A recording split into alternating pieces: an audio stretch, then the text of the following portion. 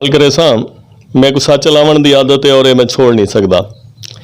मैं Saraiki film industry सिर्फ ताल्लुक की बुनियाद पर काम किया, जिथा मेरा ताल्लुक है उन्होंने इकट्ठे मैं काम किया। अमूमी तौर पर मैं काम कह नहीं किया, ही गल हूँ कि यार मैं एक पीह कट के आया, एक कष्ट कट के आया, मैं मुसीबत भोग के आया, मैं लाहौर तक, मैं फिल्म इंडस्ट्री तक रोल रोल के धक्के खा के आया और आके मैं उन्होंने लोगों के तले काम करा।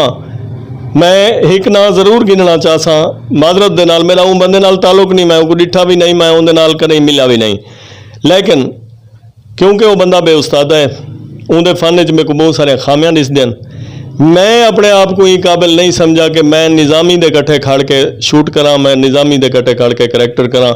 मेरी पिछली सारी मेहनत बर्बाद वेंदी है, मिट्टी स्वाद थींदी है।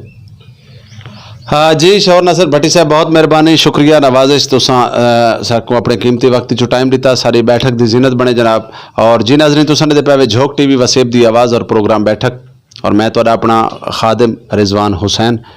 आज सारे नाल साडी सरैकी धरती दे खूबसूरत आर्टिस्ट, खूबसूरत मुहांदरा शहूर नासिर भट्टी साहब मौजूद हैं।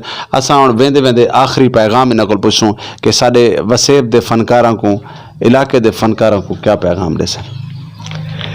पैगाम तो लेजेंड्स ने न, मैं तो एक छोटा जिहा आर्टिस्ट हाँ। बहरहाल मैं एक ही में मशवरा देसा अपने तमाम जूनियर साथियों को, अपने छोटे बिरावें को, कि बिरावो दो गाली का खास ख्याल रखना है। मुहब्बत एक ऐसा खजाना है जो जितनी वंडो वो वध दे। मुहब्बत का दामन नहीं छोड़ना, हर कहीं नाल मुहब्बत नाल पेश आवणे।